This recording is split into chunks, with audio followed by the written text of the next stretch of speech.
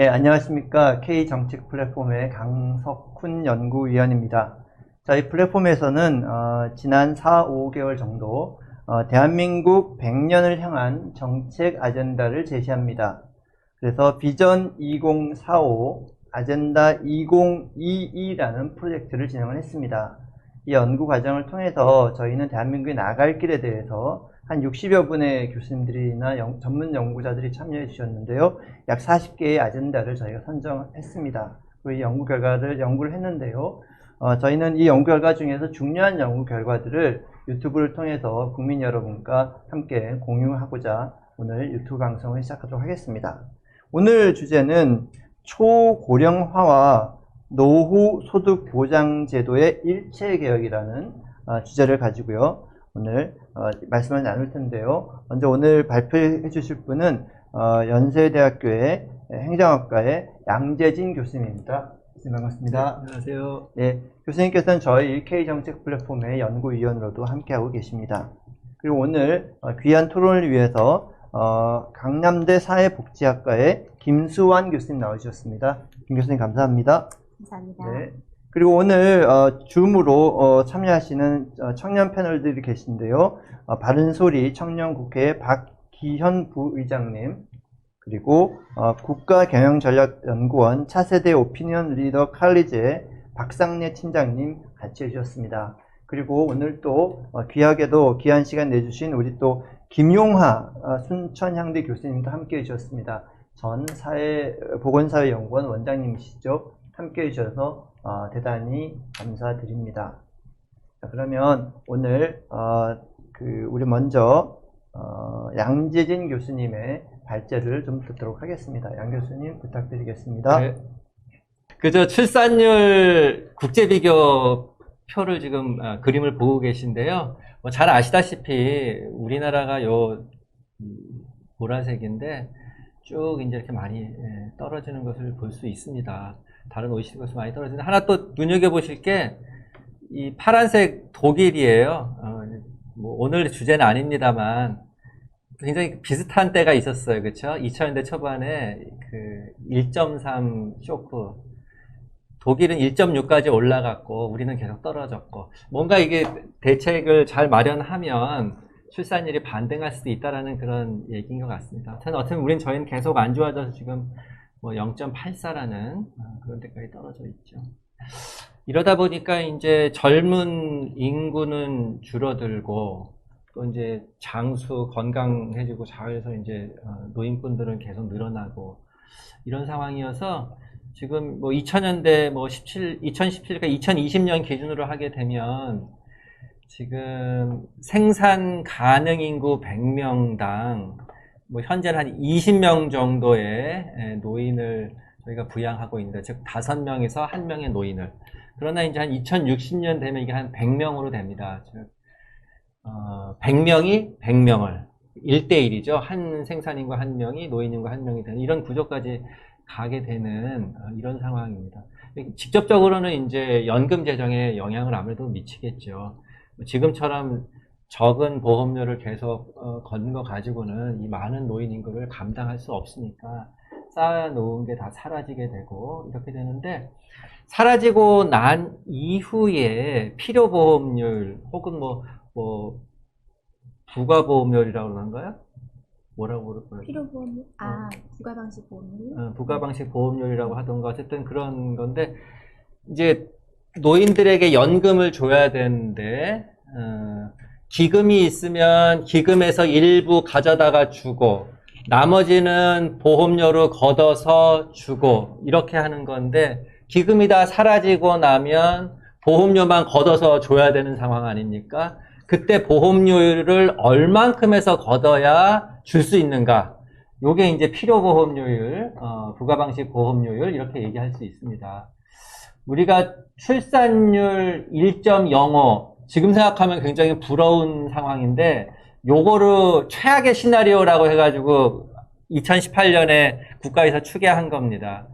그랬을 때 그러니까 50년 되면 소득의 21%, 60년 되면 29, 뭐 37% 이렇게까지 거둬야 이제 연금을 줄 수 있는 이런 상황이 되는 건데 사실은 이게 굉장히 어렵죠. 지금 서구 유럽이 최대한 20%요 정도가 이제 마지노선으로 생각하고 있고 그 정도를 갖고 있는데 지금 그 이상까지 넘어가야 되는 그런 상황입니다. 그래서 이제 재정 안정화라는 문제가 여기서 나오는 거죠. 청년 세대 부담 낮춰야 된다는 얘기도 여기서 나오는 거고. 국민연금뿐만 아니라 기초연금도 노인 인구가 늘어남으로써 많이 이제 소요가 되는 것들 이제 표로 이제 보실 수 있고요. 근데 지금 말씀드린 거는 사실은 당장의 문제는 아니에요. 20, 30년 후에, 뭐 3, 40년 후의 문제입니다. 지금 베이비 부머들이 은퇴하고, 지금 한 집에 두 사람 만나서 하나밖에 안 낳는 그 아이들이 컸을 때 이제 감당해야 될 상황을 이제를 말씀드린 거였는데 현재가 문제가 없다는 건 아닙니다. 지금의 문제는 국민연금에 가입할 기회가 없었거나 가입하더라도 가입 기간이 굉장히 짧을 수밖에 없었던 현재 노인분들에 대한 소득 보장 문제입니다. 이분들은 뭐 비빌 언덕이 없기 때문에 보시다시피 한국의 65세 이상 노인의 빈곤율은 OECD에서 제일 높은 이런 상황입니다. 물론 이제 우리가 소득뿐만 아니라 자산을 좀 갖고 있는 이런 측면들이 있어서 동일하게 다른 나라랑 비교하기는 어렵습니다. 어쨌든 간에 소득 흐름, 플로우의 현금 흐름이 굉장히 안 좋은 상황이다라는 것은 알 수 있고 그것은 연금이 제대로 지금 현 세대 노인에게 지급이 될 수 없는 상황이기 때문에 연금이 늦게 시작해서 성숙이 덜 돼서 뭐 이런 얘기입니다. 그래서 현 세대 노인의 빈곤 문제는 당장 좀 해결해야 되는 거 있고 그다음에 약간의 중장기적 시기를 갖고 국민연금을 위시한 공적연금의 재정 안정화 구조를 만들어야 지금 어린 세대, 후세대, 뭐 또 청년 세대부터 짐을 좀 덜 수 있다. 이런 이제 시사점을 주는 그림들이라고 할 수 있습니다. 거기에 뭐 이제 이런 것도 또 있죠. 공무원 연금은 많이 주고 국민연금은 얼마 안 되고 형평성 문제. 그러면서 공무원 연금에 적자 난다고 계속 이제 국고가 들어가는 거. 왜 내세금이 들어가냐. 뭐 이런 재정 문제. 두 가지가 또 이제 추가적으로 문제가 되고 있습니다. 현재 문제이기도 하고 또 미래 또 재정 문제는 계속해서 가는 문제이고 점점 커지니까 미래 문제이기도 하고 그렇습니다. 자, 이렇게 복합적으로 제가 여러 가지 문제를 말씀을 드렸는데요. 그럼 앞으로 어떻게 해야 되느냐라는 걸 이제 간단히 말씀드리도록 하겠습니다. 지금 우리가 연금제도 하게 되면 보통 국민연금하고 기초연금만 얘기를 하는데 사실은 우리에게 퇴직연금이라는 부분이 있고요. 또 사실 국민기초생활보장제도도 대다수가 노인분들이 이제 생계급여를 많이 받기 때문에 기초생활보장제도 사실은 그렇게 생각하면 노후소득보장제도의 하나의 중요한 축입니다. 그리고 다 같이 좀 고민을 해야 된다라는 거고요. 퇴직금을 좀 말씀을 드리면 저는 보통 연금개혁에서 퇴직금 얘기는 거의 논외로 되고 있는데 퇴직금부터 시작을 해야 된다고 생각합니다. 왜냐하면 첫째, 일단 엄청난 돈이 들어가고 있어요. 2019년에만 따져봐도 34조 1조 원이 보험료로 들어갑니다. 매년 이렇게 들어가는 거죠. 국민연금이 47조를 거두니까 굉장히 큰 돈이 70%가 되는 큰 돈이 퇴직연금 시장으로 들어갑니다. 누가 넣어주냐? 고용주가 넣어주게 되어 있어요. 기업이 전적으로 부담해서 하게끔 법으로 그렇게 되어 있습니다. 이제 적립금도 이렇게 계속 매년 뭐 16%씩 계속 지금 증가하고 있는 이런 상황입니다. 이것이 만약에 연금 역할을 제대로 하면 소득 대체율 20% 정도 되는 연금이 됩니다. 이거는 재정 안정화 구조 속에서 20% 정도 되는 거예요. 그런데 이게 지금 퇴직연금이 사각지대가 상당히 넓습니다. 영세사업장일수록 많아요. 고용주가 내주게끔 되어 있는데 퇴직연금이 아닌 퇴직금 형태로 그냥 가지고 있어요. 이게 꼭 의무로 전환되는 건 아니거든요. 둘 중에 선택하면 되니까. 그건 어쨌든 간에 퇴직금 형태로 되어 있어서 연금이 안 돼 있는 파트가 굉장히 넓다. 영세사업장엔 거의 다 그렇고요. 그래서 그 가입 대상자의 한 반 정도는 퇴직연금으로, 반 정도는 빠져 있다. 이렇게 볼 수 있습니다. 그 다음에 그 수익률부터 좀 보시면 퇴직연금은 같은 연금인데 국민연금보다 수익률이 한 반 정도밖에 안 돼요. 이게 반이 되는데 뭐 이게 거의 다 원리금 보장형이기 때문에 다 그렇다고 말은 하지만 사실은 여기 밑에 보시면 실적 배당형이 있죠. 실적 배당형마저도 그 국민연금에 비하면은 뭐 반 정도밖에, 국민연금이 장기 한 10년 하면 한 6%, 5% 이렇게 수익을 보거든요, 매년. 근데 이제 그것보다는 많이 못하죠. 그 다음에 수수료는 근데 또 높아요. 수수료는 국민연금에 비교하면은, 국민연금 수수료라는 게 따로 없죠. 그렇지만 이제 운영경비가 나가니까 그거를 이제 수익에서 빼는 거니까 그거를 수수료라고 만약에 본다면은 한 뭐 5배에서 어떨 땐 10배 차이까지 납니다. 근데 이게 왜 중요하냐면 퇴직연금은 20년, 30년, 뭐 길게는 더 이상의 장기 복리 상품이잖아요. 근데 그 복리의 마법이 작동되기 어려우니까 수수료 빠지고 수익률 낮고 이러면은 나중에 연금 자산 차가 굉장히 크게 나죠. 그래서 이런 부분들을 좀 개선을 해야겠다라는 겁니다. 그래서 개선을 하는 거는 두 가지 방향인데요. 하나는 퇴직금으로 주지 말고 퇴직연금으로 하라 하고 좀 일단 의무화했으면 좋겠습니다. 뭐 그렇다고 직접 부담이 늘어나는 건 따로 아니니까요. 어차피 퇴직금 줘야 될 거를 퇴직연금으로 해서 보험료 넣어주는 거죠. 그 다음에 두 번째는 지금은 보통 일시금으로 받아가거든요. 퇴직금처럼. 그러니까 지금 퇴직연금은 사회적립형 퇴직금입니다. 퇴직연금이 아니라. 그래서 퇴직금식으로 일시금이나 중도로 그냥 가져가지 말고 연금처럼 받아가라. 그렇게 하는 거죠. 그렇게 두 가지를 하게 되면 국민연금 플러스 퇴직연금이 되겠습니다. 자, 그러면 이 퇴직연금을 의무화만 하게 되면 아까 말한 대로 수수료 많이 떼고 수익률은 낮은 퇴직연금 시장에 그냥 돈만 갖다 주는 거가 되는 거거든요. 그렇게 하지 말고 뭔가 좀 제대로 그 퇴직연금 사업을 할 수 있게끔 뭔가 강력한 경쟁자를 하나 집어넣자.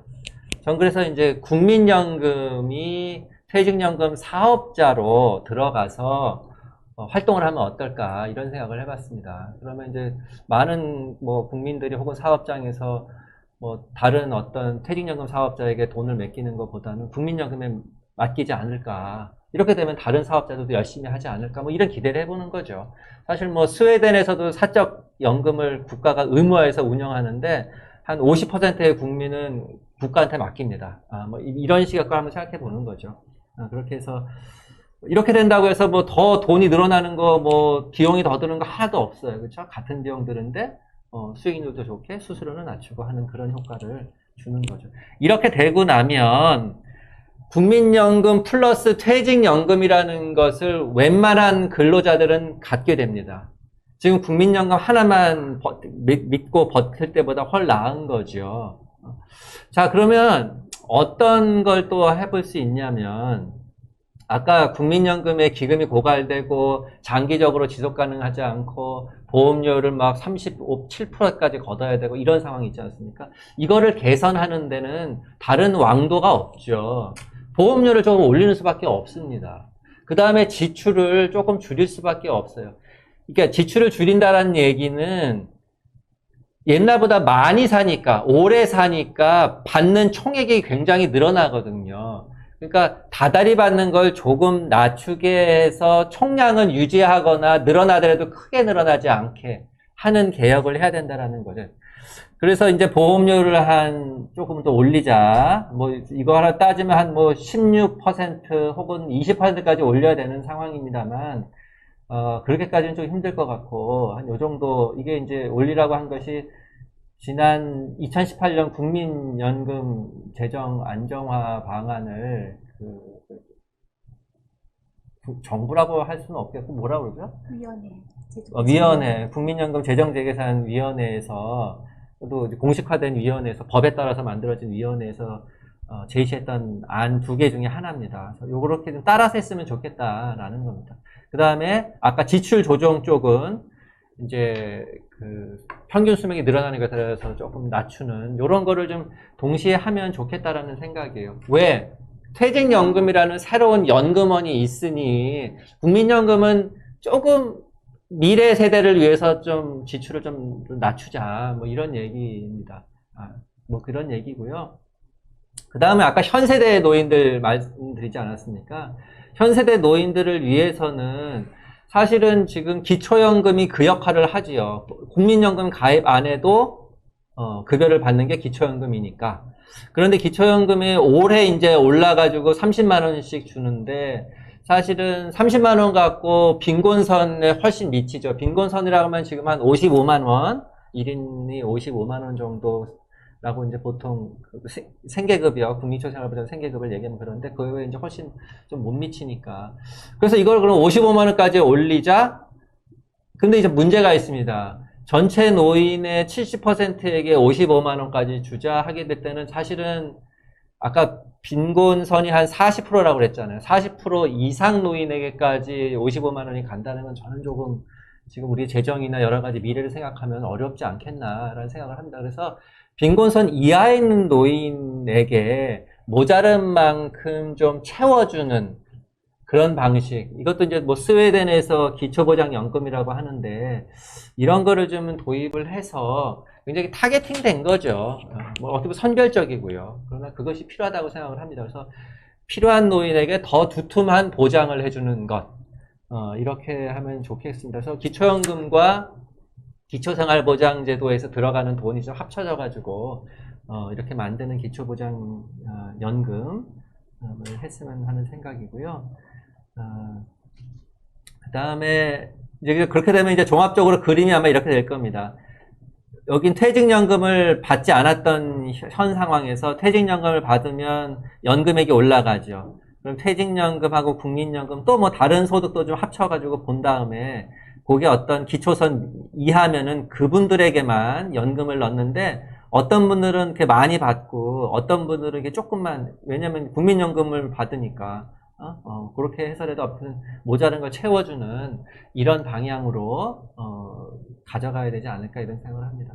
마지막으로 아까 이제 공무원연금하고 형평성 얘기를 말씀드렸는데 이제 보통 이제 국민들이 국민연금은 조금 너무 적게 받고 공무원연금은 많이 받는다 이런 말씀을 하는데 일단은 뭐 후하게 조금 뭐 급여가 되어 있는 것도 있습니다만 사실은 공무원연금에 퇴직연금 파트가 같이 들어가 있어서 그런 게 또 있거든요. 그 다음에 여기 뭐 기초연금이나 기초보장연금도 공무원은 못 받으니까. 그래서 어떻게 보면 이걸 세 개를 쌓으면, 그러니까 퇴직연금이 제대로 돼서 쌓게 되면 공무원연금과 아주 큰 차이가 나지는 않습니다.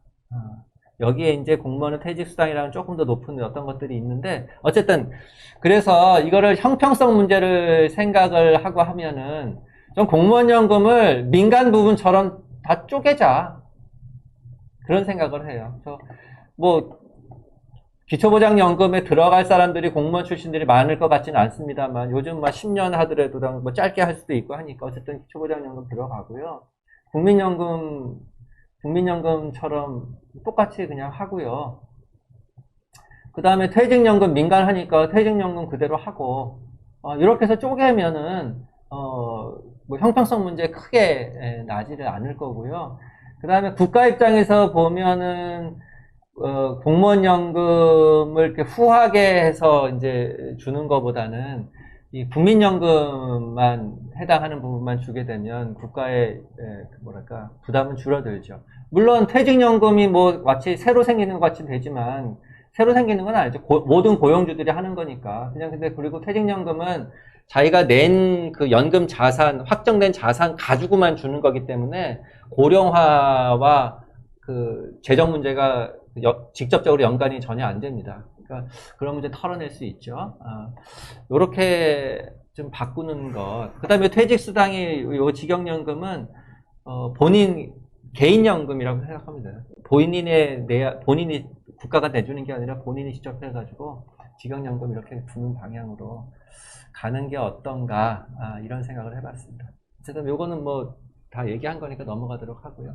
그래서 다시 결론적으로 말씀드리면 퇴직연금을 제대로 연금화하기, 그래서 국민연금과 합쳐서 일반 국민 노후소득을 좀 어느 정도 확보를 해주고, 그만큼 확보된 거에서 일부는 좀 국민연금의 재정 안정화 개혁을 가서 청년이나 자녀 세대들의 미래 부담을 좀 낮춰주자. 현 세대 노인은 타겟이 강화된 기초보장연금식으로 해서 저소득 노인에게 집중적으로 일반 재정에서 주는 거죠. 연금 그렇게 하자.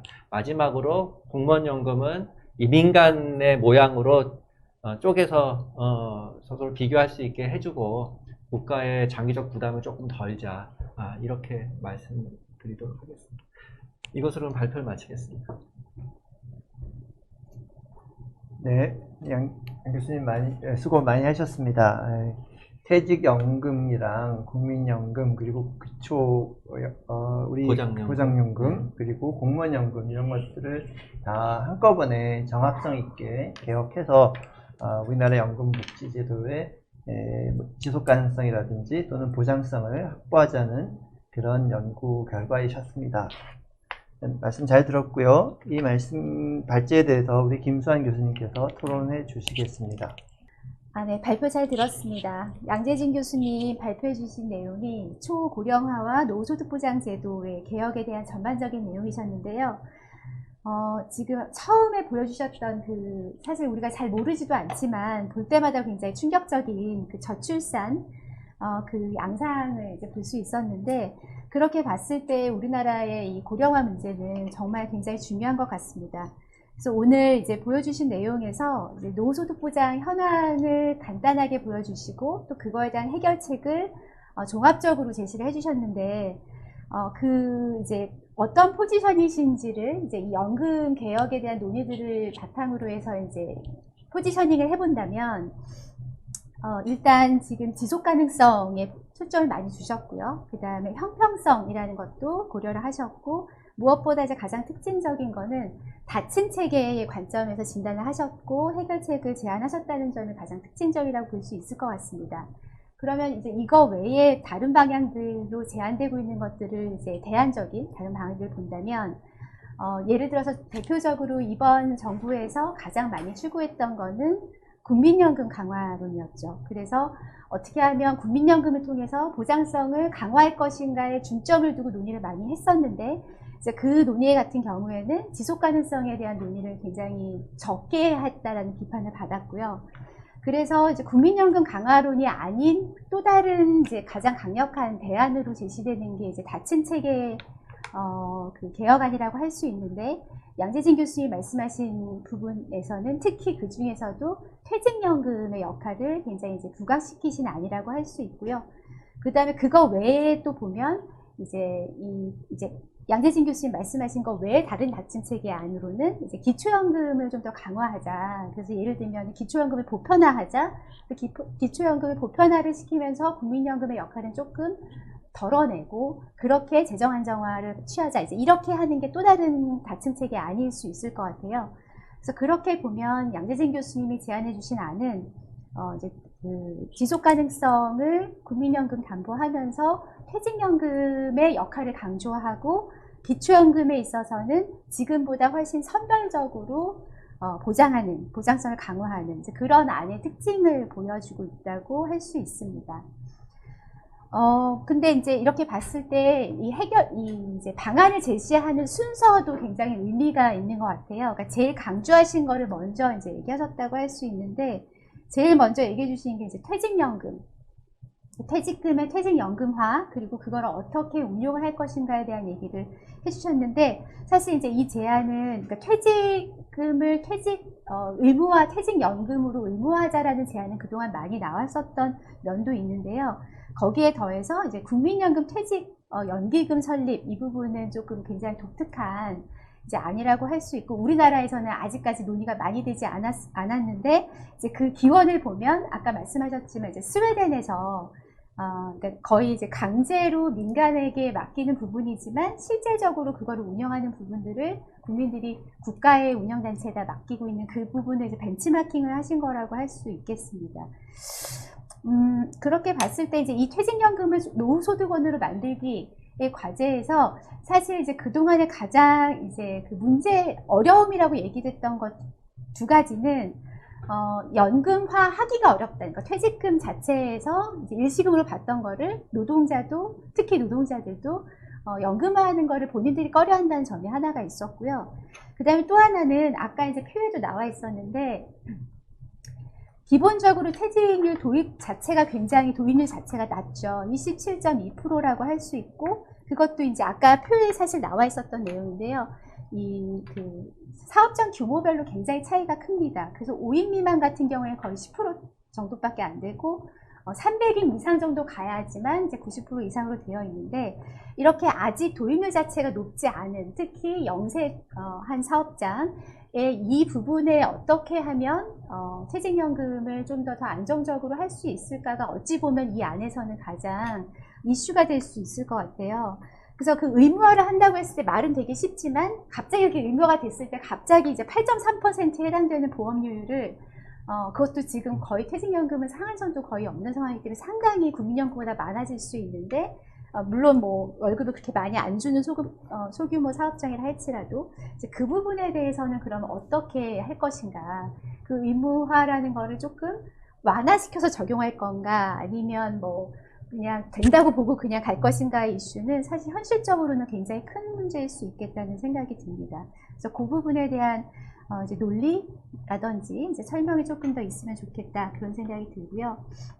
그리고 국민연금의 퇴직연기금 설립 같은 경우에 긍정적으로 이 안을 본다면 연기금 운용에 있어서의 공공성 혹은 이제 퇴직연금을 상당히 준공적 연금으로 인식하도록 할 수 있는 좋은, 그런 면에서 좋은 의미가 될 수 있을 것 같아요. 근데 이제 민간 퇴직연금 사업자와 경쟁을 유도한다 했을 때 이게 또 이 시장 입장에서 어떻게 받아들여질지, 그리고 어떤 교란이 있을지는 실제로는 상당히 많은 논의를 해봐야지만 될 것 같다. 그러니까 아직까지는 이거를 이제 사실 저는 양재진 교수님이 발표하시는 걸 몇 번 들었지만 아주 공식적으로 정책화하는 단계로 논의를 해본 적은 없기 때문에 이제 이것이 가져올 수 있는 장점도 분명히 되게 큰데 어떤 문제점이 있을 수 있는가에 대해서 좀 더 면밀히 검토해 보면서 논의해 볼 필요가 있겠다, 이제 그런 생각이 들었습니다. 그 다음에 이제 두 번째로 국민연금 재정 안정화 방안을 말씀해 주셨는데, 아까도 이제 언급해 주셨지만, 그 4차 국민연금 제도발전위원회 나안을 기본으로 제시를 해 주셨는데, 사실 그 안만 해도 이미 사실 몇 년 전이고요. 그리고 출산율도 1.05를 기준으로 해서 나온 안이었기 때문에 사실 만약에 내년에 5차 재정 계산을 하게 되면은, 그리고 출산율을 더 떨어진 출산율을 반영하면은 사실은 그것으로도 재정 안정화 되지 않아서 아마도 이제 훨씬 더 악화된 재정 상태가 나올 가능성이 거의 이제 100%인데, 그럴 경우에 사실은 13.5%도 이제 그 높은데, 그거보다 훨씬 더 이제 높은 보험료가 제시돼야 될지도 모르는 그런 어려움. 그래서 이제 그게 만약에 이제 그 퇴직연금의 의무화랑 겹쳐지게 되면은 실질적으로는 이제 소규모 사업자에서 느끼게 되는 어떤 그런 이제 실질 보험료 인상의 느낌은 정말 훨씬 더 셀 수 있겠다. 그래서 기본적으로 보장성을 강화하는 것으로 이제 하고 재정 안정화를 강화하는 것으로 퇴직연금을 얘기했지만, 실질적으로 사업장이나 이런 현실 속에서 벌어지는 건 조금 더 힘든 부분이 될 수도 있겠다, 이제 그런 생각이 들고요. 그 다음에 세 번째로 저소득층을 위해서는 기초보장연금을 말씀하셨어요. 근데 가장 특징적인 거는 현재 있는 기초생활보장제도에서 노인 부분을 떼어내서 기초연금과 합치되 조금 더 협소하게, 그리고 더 많이 주는 방식으로 이제 하자라고 이제 볼 수 있는데, 이제 기초생활보장제도에서 떼어내자, 이 제안도 사실 굉장히 신선한데 왜 그렇게 생각하셨는지가 사실 좀 궁금했고요.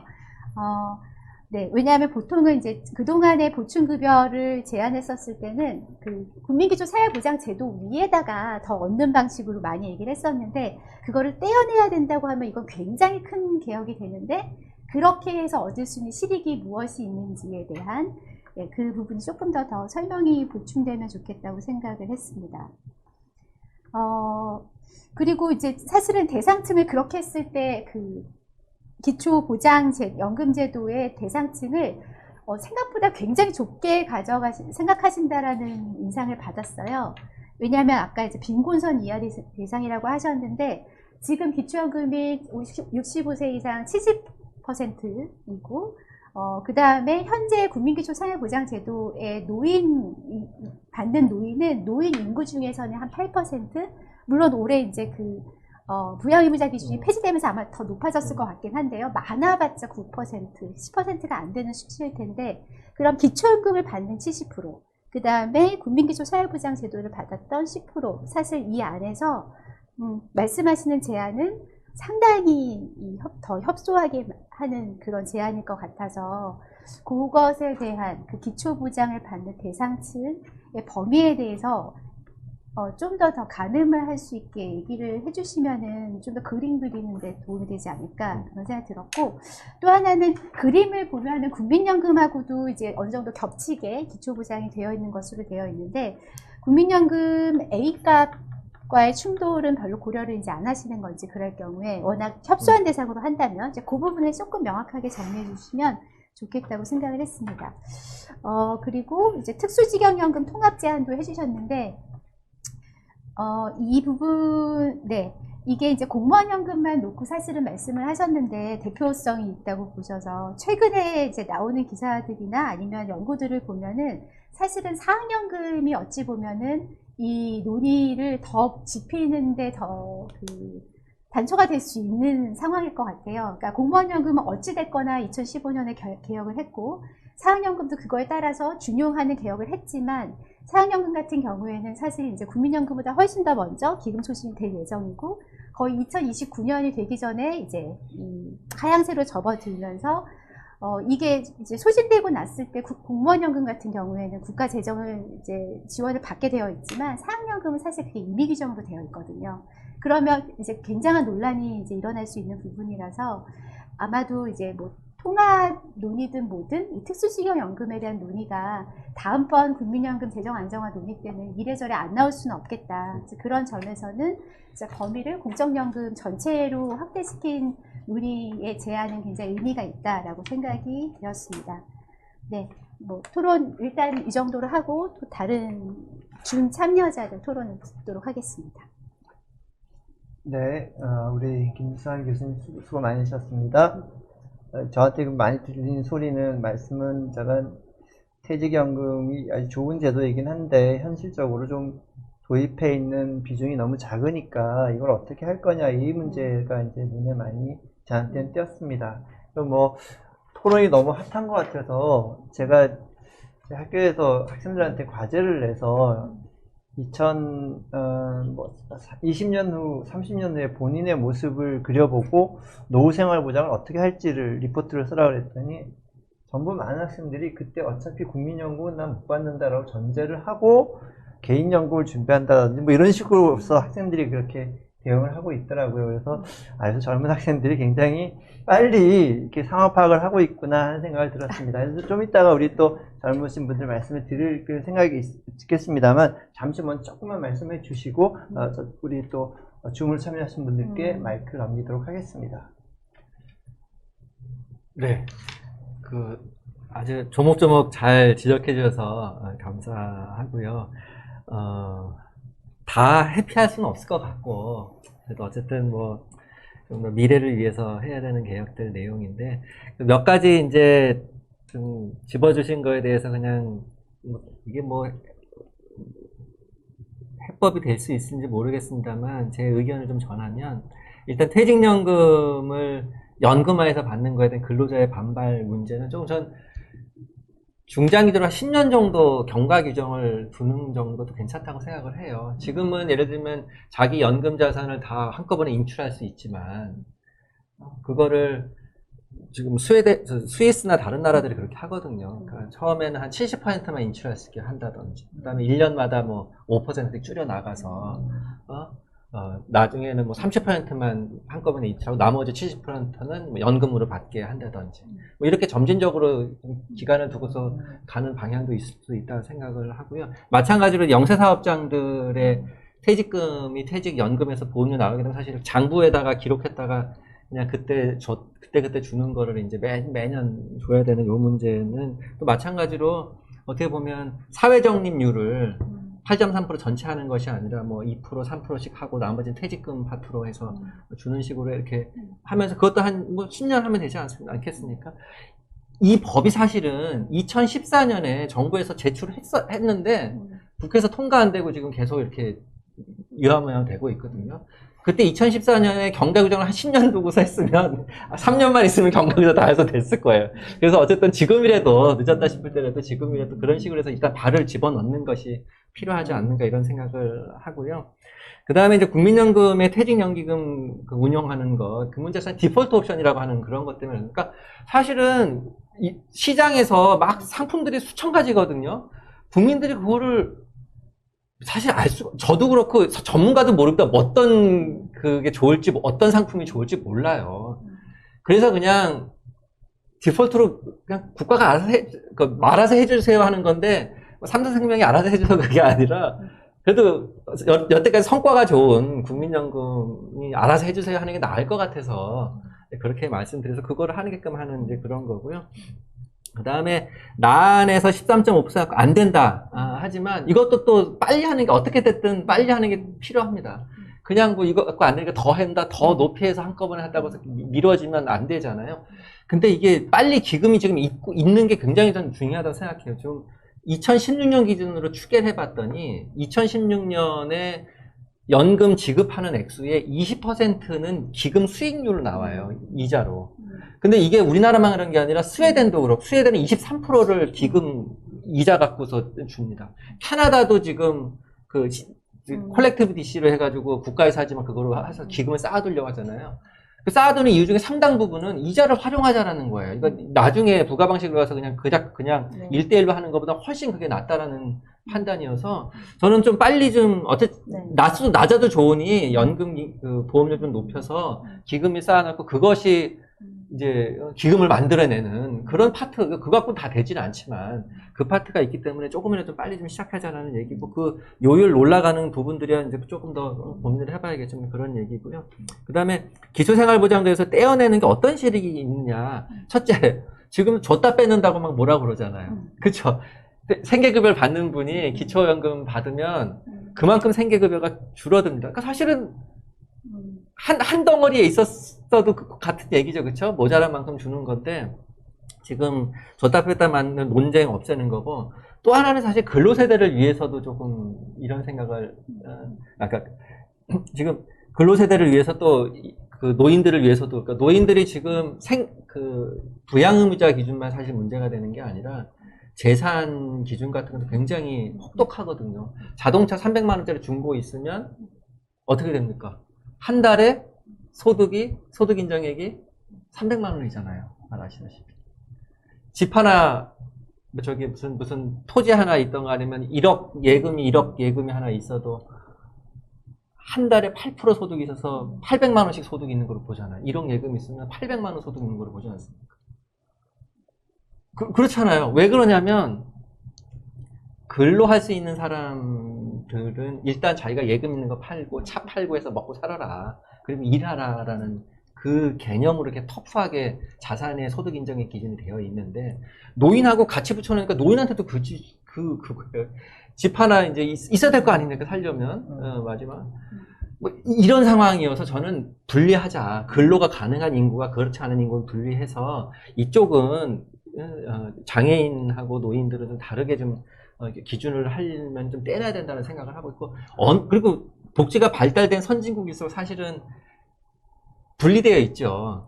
이제 근로세대는 실업보조라는 게 큰 역할을 하고, 이쪽은 연금이라는 게 큰 역할을 하고, 이렇게 되고, 그거 다 안 됐을 때 아주 진짜 사회보조가 조그만 역할을 하는데, 우리는 종합사회보조제도가 딱 있어가지고, 그렇기 때문에 다른 제도가 좀 발달하면 그래서 그런 면에서 큰 틀에서 좀 떼어내자라는 그런 거였고요. 기초생활보장제도 대상자는 지금 아까 45%가 빈곤하다고 한 건 중위소득의 50% 기준, 국제기준에 의해서 아마 그런 거로 제가 알고 있을 때 거기에 45%가 가난한 거로 나오는데 그 기준은 조금 높다고 생각하고요. 지금 기초생활보장제도처럼 중위소득 30% 정도 하게 되면 한 30% 노인 정도가 혹은 뭐 25%나 그렇게 대상이 되지 않을까, 이런 생각을 해봤습니다. 그다음에 사학연금은 제가 이제 공무원연금은 사학연금 같이 가기 때문에 사실은 같은 생각하고 한 거였고요. 공무원연금하고 사학연금 전 기본적으로 통합해야 된다고 생각을 좀 합니다. 그러면 지금 사학연금 가지고 있는 기금을 공무원연금 적자라는 걸 일단은 좀 메우겠죠. 어쨌든 그러고서 한 틀로 이제 가다가 나중에 어쨌든 뭐 분해되고 뭐 이렇게 민간식으로 되는 그 그림을 한번 생각해 봅시다. 군인연금은 좀 특수성이 분명히 있기 때문에 그건 조금 열애로 생각하고 있습니다. 네, 양 교수님 수고 많이 하셨습니다. 저도 이 연금 얘기 들어가면 알아듣다가 못 알아듣다가 하는 부분이 있는 것 같습니다. 그래서 굉장히 중요한 얘기인데 이 중요한 얘기가 그동안 논의가 거의 잘 안 되고 있었던 게 더욱더 큰 문제라고 생각합니다. 그래서 먼저 오늘 저희 함께 참여해 주신 우리 청년분들이 이 우리나라 연금제도와 가장 또 직접적으로 관련이 있으신 분들이라 먼저 그분들 말씀을 좀 듣고 또 얘기를 계속해 보도록 하겠습니다. 어느 분부터 말씀해 주실까요? 네, 우리 박상래 팀장님. 네, 양재진 교수님, 김수환 교수님 말씀해 주신 내용 잘 들었습니다. 저는 발표해 주신 내용 중에 퇴직연금에 대한 간략한 의견을 드리고 또 국민연금에 대해서는 질문을 좀 드리고 싶습니다. 국민연금이 퇴직연금 사업자로 들어와서 좀 선택 옵션이 다양해진다면 저도 퇴직연금 가입자로서 더 좋을 것 같습니다. 그건 굉장히 동의하는 의견인데요. 김수환 교수님께서도 실현 가능성 측면에서 의문을 제기해 주셨는데 퇴직연금의 의무화에 대해서 저는 지금 동의하기 좀 어렵습니다. 이게 뭐 주택 마련이 될 수도 있고 아니면 개인적인 사업 미천이 될 수도 있는데 사람이 살다 보면 누구나 목돈이 필요한 시점들이 있는 것 같습니다. 발제사님께서 답변해 주실 때 한 10년 정도의 시간을 두고 의무화를 실현해 나가는 방안에 대해서 말씀을 해주셨는데 저는 사실 10년이 지난 후에도 주택 마련 등에 필요한 그 목돈이 필요한 순간은 꼭 있을 거라고 생각을 하거든요. 그런 점에서 퇴직금을 일시적으로 수령해서 개인들이 사용할 수 있는 그 옵션도 살아있어야 되지 않을까라는 생각을 일단 드리고요. 국민연금과 관련해서는 저희가 연구원에서 건전재정 포럼이라는 걸 운영하다 보니까 국민연금에 대한 논의를 좀 많이 해서 저도 개인적으로 좀 고민이 많이 있었던 주제입니다. 아직 발생하지 않은 일을 발생할 수도 있다고 생각해서 미리 고민하는 사람들은 좀 정신건강에 해로울 수도 있기 때문에 그런 일들은 미뤄둬도 된다라고 말을 하는데 이게 발생할 게 분명한데 방치하는 건 굉장히 무책임한 태도라고 생각하거든요. 저는 국민연금이 딱 그런 상황이라고 생각을 합니다. 수급 시기가 눈앞에 있는 세대들은 개혁이 늦어질수록 이익이 되고 또 그 늦어짐에 대한 피해는 이제 앞으로 내야 될 사람들이 더 부담을 져야 될 수밖에 없고 이런 좀 세대 갈등의 문제 때문인지 정부나 국회에서 좀 적극적으로 이 문제를 개혁하려고 하는 행위를 안 하는 것 같아서 굉장히 답답한 마음입니다. 그래서 두 가지 좀 질문을 드리고 싶은데요. 발제자님도 계속 말씀했다시피 이거는 저는 되게 오래전부터 논의되었던 이슈고 개혁에 대한 필요성도 다양한 방안으로 제시가 되었는데 문제는 개혁을 하지 않고 있다는 점인 것 같거든요. 그래서 이거 어떻게 하면 좀 빨리 할 수 있나 이게 일단 가장 궁금하고요.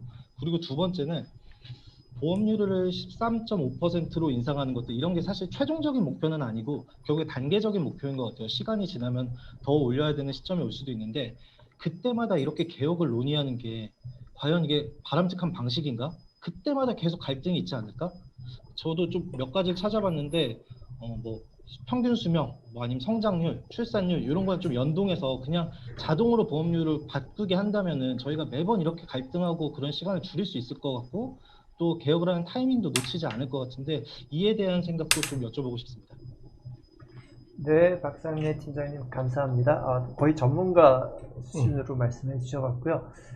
우리 또 박기현 부의장님 말씀을 듣고 다시 말씀을 들어보도록 하겠습니다. 우리 박기현 부의장님. 네, 저도 박상래 팀장님에 이어서 청년들의 생각을 조금 먼저 말씀드리도록 하겠습니다. 네. 아까도 이제 발제해주신 교수님과 이제 코멘트주신 교수님의 말씀도 마찬가지로, 청년들이 생각할 때 저출산 문제와 그리고 생산 가능 인구와, 부양 인구의 비율에 대비해서 청년들이 부담해야 될, 그리고 짊어져야 될 무게가 커지기 때문에 청년들이 볼 때는 이런 문제들을 얼마나 지속 가능하고 또 전정성 있는 그런 해결책을 제시할 수 있느냐가 가장 큰 쟁점이 아닌가라는 생각이 듭니다. 그런 부분에 있어서 이제 어떻게 개선을 해나가야 되냐라는 시점에 있어서 청년들의 생각은 굳이 국민연금, 즉 빈곤선 비율 아래에는 이제 그 기초보장연금이 지급이 되고 어느 정도 이상에는 국민연금과 그리고 지금 현재 대부분 아까 박성래 팀장님이 말씀해 주신 것처럼 일시적으로 목돈의 개념으로 받아가는 퇴직연금에 대한 그런 부분들로 구성이 되어 있는데 그런 부분들에 있어서 개혁을 해나갈 때 굳이 모두 똑같이 지급될 그러니까 비율적인 부분이라든지 어느 정도 이제 소득 부분 이상에는 어느 정도 국민연금과 퇴직연금 그리고 그 아래에는 기초보장연금 이렇게 구성되기보다는 굳이 연금을 받을 때 사실 청년들이 생각할 때는 예를 들면 기본소득으로 예를 들 수 있을 것 같은데 그 몇 푼 더 받는다고 청년들이 생각할 때는 크게 달라지는 게 없다라는 부분들에 있어서 가장 많이 공감을 하고 지금 이야기를 들을 수 있었기 때문에 그런 부분에 있어서는 좀 불필요한 지출을 줄여서 오히려 청년들의 부담을 줄여줄 수 있는 그런 개혁 방안들을 조금 마련할 수 있는 거는 어떨까라는 이야기를 드리고 싶습니다. 네, 감사합니다. 네, 두 분 말씀 감사합니다. 두 분 말씀에 대해서 우리 양 교수님, 김 교수님 뭐 말씀하실 거 있으면 말씀 듣고 그 다음에 김영하 원장님께 말씀을 듣도록 하겠습니다. 뭐 김상현 교수님 제가 먼저 할까요? 네. 네. 죄송해요. 제가 말씀드릴 게 있었나요? 아니 뭐 그럼 하셔도 되고 하실 수 아닙니다. 네, 제가 그러면 간단히 퇴직연금 맞습니다. 그 목돈의 유혹이 있죠. 네. 그래서 이제 사실은 공적연금을 국가가 개입하는 가장 큰 이유 중에 하나가 개인들이 미래의 필요성은 디스카운트하고 현재의 좀 필요성을 크게 보는 거가 있어서 이제 뭐 근시안적인 태도라든지 이런 거를 얘기를 하는데 그래서 국가가 강제 저축시키고 그거를 짜짜짜 나눠가지고 이제 죽을 때까지 보장하는 그런 방식으로 하는 연금 제도를 강제화하는데 요것도 저는 이제 그런 차원에서 뭐 필요는 있죠. 주택도 중요하고 뭐 아이들 뭐 교육도 중요하고 뭐 다 한데 그래도 어쨌든 본인의 미래 노후 소득원이라는 걸로 좀 하자면 일정 부분은 좀 제약을 둬야 되겠다라는 생각이고 지금 네덜란드가 그렇다고 하던가요? 그 일시금으로 받는 게 50%까지고 나머지는 연금하게끔 되어 있는데 아마 타협점이라면 한 그 정도는 될 수 있겠죠. 네, 뭐 그런 말씀을 좀 드리고 싶고 국민연금 어떻게 하면 개혁을 빨리 가게 하느냐 그 청년 운동을 좀 일어나야 될 것 같다는 생각이 듭니다. 지금 이거 뭐 개혁이란 내용이 사실은 지금 대다수 유권자, 뭐 청년을 제외한 대다수 유권자들의 입장에서 보면은 사실은 싫어하는 거니까 정치가들이 뭐 할 이유가 사실은 없지요. 아주 뭐 진짜 지도자급 사람들은 아니라면 근데 그런 사람들 요즘 못 보니까 안타깝지만 그래서 청년 운동이 필요한 것이 아닌가 이런 생각을 하고요. 그 다음에 보험료를 좀 자동으로 올리고 내리고 하는 부분 자동으로 쉽지는 않은 것 같아요. 단지 이제 자동 안정화 장치라는 게 있는데 그 지출 쪽에서 급여를 이제 조정하는 것은 이제 좀 하는 것 같습니다. 그 DC라고 하는 방식 좀 말이 어스럽습니다만 어쨌든 확정 급여가 아니라 확정 기여 방식으로 하는 건 당연히 자동 조절하게 되어 있는 거고 DB 방식이라고 하는 뭐 우리가 가지고 있는 이런 보통의 공적연금도 독일이나 일본 같은 경우에 자동화 장치를 넣어서 평균 수명이 늘어나면 급여가 자동으로 삭감되게 그래서 국민연금법 맨날 개정하느라고 싸우고 뭐 이럴 필요 없이 해놨는데 보험료를 자동으로 인상하게 하는 것은 아직은 못 본 것 같아요. 네. 그렇나요? 네. 보험료는 그렇지만 어쨌든 간에 이 지출 쪽이라도 그런 장치가 조금 필요하지 않을까 생각을 하고 그다음에 가장 지출을 아낄 수 있는 방법은 사실은 수급 연령의 좀 인상입니다. 65세 받는 거를 66세, 67세. 왜냐하면 건강 수명도 늘어나고 오래오래 사니까 사실은 그 근로 기간도 좀 늘어나야 되거든요. 지금 우리가 1차 은퇴는 한 55세지만 일은 뭐 조금 단시간 일이라도 좀 계속 하지 않습니까? 이제 그런 거 기회 꼭 뭐 단시간이든 뭐가 됐든 일할 수 있는 기회를 좀 늘려가는 것. 그래서 스웨덴에서는 70세까지 산모작하는 것을 정책 목표로 삼고 있더라고요. 뭐 그렇게 해서 조금 드러나고 그러면 연금 연령 수급 기간을 좀 뒤로 늦춰지면 사실은 재정이 굉장히 세이브가 되거든요. 그래서 이런 부분도 함께 좀 고민할 좀 필요는 있다 이렇게 생각을 합니다. 근데 박기현 선생님께서 이제 소득 보장만 매달릴 것이 아니라 조금 좀 낮춰도 되지 않냐 이런 의견이었던 것 같은데 제가 지금 제시한 것은 그래도 어느 정도 최소한의 수준이지 아주 높은 수준은 아니거든요. 이게 우리가 국민연금이 소득 대체율 40% 되어 있는데 40년 가입했을 때 40%여서 사실은 한 그렇게까지는 안 되죠. 한 30년이나 35년 이런다 그러면 최대 30에서 35% 정도 되는데 여기에 퇴직연금이 들어와야 이제 한 50% 정도 이렇게 때가 돼서 그게 지금의 어떻게 보면 유럽의 복지국가 수준 정도 그보다 조금 낮거나 그 정도 수준입니다. 근데 우리가 워낙 노인 인구가 많아지니까 그 정도 목표 정하고 한번 해봤고 그것도 안 되는 분들은 그래도 어떻게든 최소한의 삶을 살게 해줘야 되는 거 아닙니까? 기초생활보장제도 하듯이. 그래서 이제 기초보장, 연금이란 이름으로 기초보장을 좀 해드리자. 이렇게 목표를 정해봤습니다. 네. 네, 얘기가 굉장히 깊어지고 재미있어지고 있는 것 같습니다. 제 경험으로는 제가 국회에 있을 때 공무원 연금을 개혁한 경험으로는 이게 보험료율을 올리는 게 굉장히 어려운 일인 것 같아서 우리 박상래 팀장님이 말씀하셨던 것 같은데 제가 평균 수명이나 출산율 뭐 등등을 이용해서 자동적으로 이렇게 보험료율을 결정하는 방식을 한번 그것도 고민해 볼 필요가 있다는 생각은 얼추 듭니다. 네. 그 다음에 마지막으로 우리 김영하 교수님, 원장님 한번 말씀을 좀 부탁드리겠습니다. 제가 여기 이렇게 지금 거의 끝나는 부분이라서 아닙니다. 말씀 충분히 하셔도 됩니다.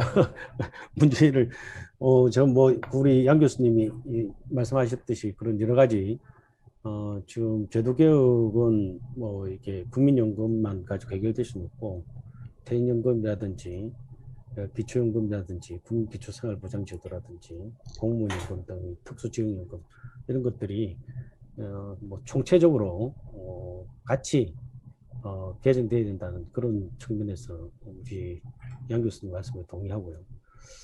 어쨌든 그 개혁 방안은 다양하게 있을 수 있을 것 같습니다. 우리 양 교수님 말씀하신 그런 방안도 중요한 개혁 방안 중에 하나고 다양한 개혁 논의가 있어야 되는데 근데 무엇보다도 중요한 거는 지금 이제 국민들이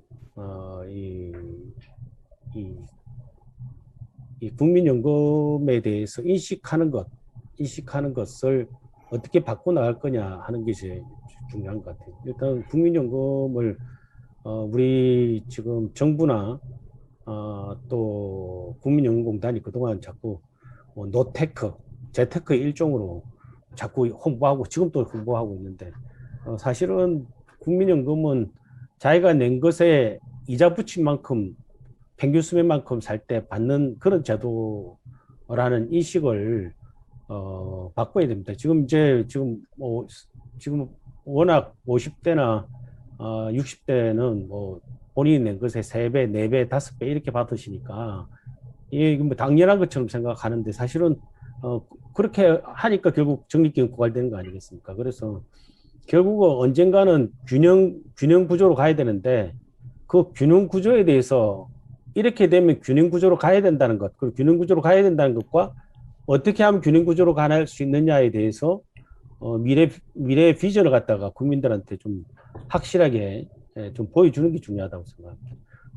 그렇게 하고 난 다음에도 평균 수명이 얼마나 길어질지 모르기 때문에 그렇게 하고 난 다음에도 또 변동 요인이 생길 수 있습니다. 그럴 때는 아까 말씀하셨듯이 자동 안정화 장치라든지 이런 걸 통해서 미래에 이렇게 항상 자동적으로 균형되게. 근데 일단은 지금 현재 정부가 제시한 안이나 어떤 안들이 밸런스된 구조에 대해서 제시를 하고 있지 않거든요. 그런 상황 하에서 자꾸 이제 자동 안정화 장치 이야기부터 먼저 나오면 개혁이 안 되는 거죠, 지금 사실은. 그래서 저는 이제 일단 국민들이한테 좀 국민연금에 대한 인식 구조를 갖다가 바꾸는 것, 그리고 그걸 위해서 좀 국가가 좀 이 제도의 현실이나 그 문제에 대해서 국민들에게 자꾸 알려줘야 되는데, 국가가 자꾸 숨기거든요, 지금 또. 그리고 또 제일 웃기는 이야기 중에 하나가 2057년에 전기기금 고갈되더라도 정부가 책임지고 보장하겠다. 자꾸 이 이야기하는데 정부가 무슨 수로 책임 보장합니까?